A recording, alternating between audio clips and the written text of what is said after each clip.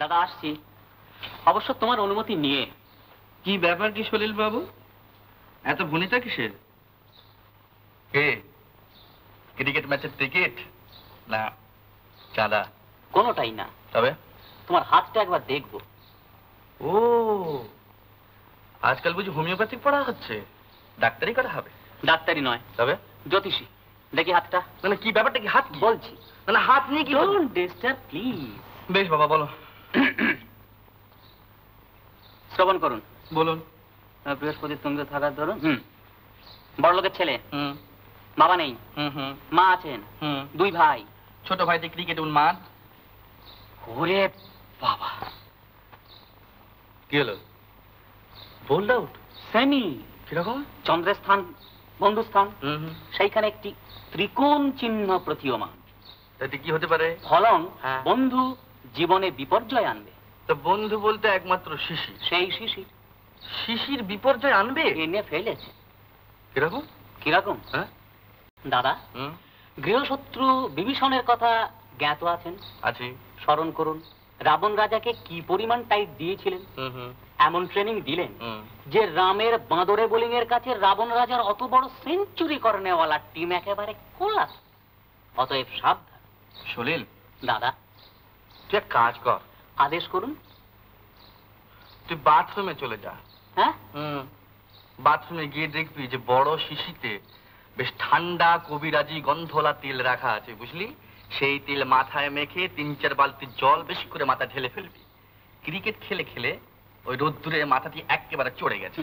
দাদা শ্রীরামচন্দ্র গন্ধ তেল মেখে আমার মাথা ঠান্ডা করে নিজের মাথাটি সামলান।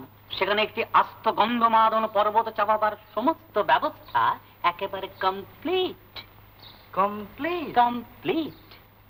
কি ব্যাপারে দাদা? মনের মধ্যে সানাইয়ের আওয়াজ শুনতে পাচ্ছ না? সেই সঙ্গে পল্লীবালার নুপুর নিক্ষণ। অনিল, মা আসছেন, খুব সাবধান দাদা। যদিও জানি আমার সাবধানে কিছুই হবে না। কত পরের মতো মেয়ে তোকে দেখালুম, তার কি একটাও তোর পছন্দ হলো না? বলি পছন্দ বলে কি তোর কোনো জিনিস আছে? এখন আমি যা দেখে দেবো তাই তোকে নিতে হবে। তাই নিতে হবে? আচ্ছা মা, তাছাড়া তুমি এক কাজ করো না, তোমার এই ধেড়ে আইবুড়ো ছেলের দায়ে বিব্রত হয়ে তুমি সেই কালে রাজাদের মতো প্রতিজ্ঞা করো না যে রাত পোয়ালে উঠে যার মুখ দেখবে তার সঙ্গে তোমার ছেলের বিয়ে দিয়ে দেবে। তা সে এখন ধরো গিয়ে মধুওয়ালিও হতে পারে, বাসনওয়ালিও হতে পারে, গয়লানিও হতে পারে, আবার ধরো ম্যাথ রানিও হতে পারে। এখনো যদি এমন করবি তাহলে আমি মাথা করব। আচ্ছা, কেমন বউ আনতে যাচ্ছি একবার ভালো করে চেয়ে দেখ দেখি, কেমন পরীর মতো সুন্দরী। দেখি কিরকম পরীর মতো সুন্দরী। কই, এর 2 চোখ, 2 হাত আর 2 পা। তা পরীর মতো ডানাটা কই? দেখ দেখি, কেমন চোখ, কেমন ভুরু, কেমন মুখের গড়ন, রঙও গোলাপ ফুলের মতো, নামেও বিজুলি, দেখতেও বিদ্যুতের মতো। আচ্ছা, তোর বিশ্বাস না হয় তুই শিশিরকে ডেকে জিজ্ঞাসা কর। শিশিরকে? হ্যাঁ, সেই বুঝি গুপ্তচর?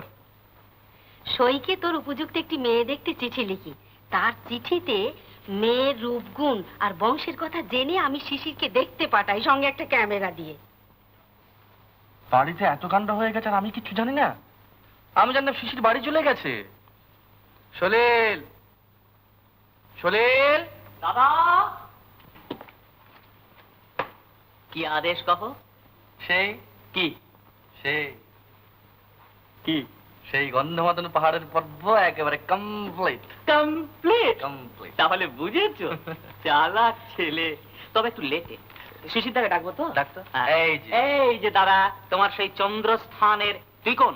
কি হয়েছে? বলি গুপ্তচর, বন্ধু হয়ে শেষকালে তোমার এই কাজ? কেন, কি করলাম? কি করলাম? প্রকৃত বন্ধুত্ব কাজ করেছি। বন্ধুত্বের কাজই করেছে? হ্যাঁ।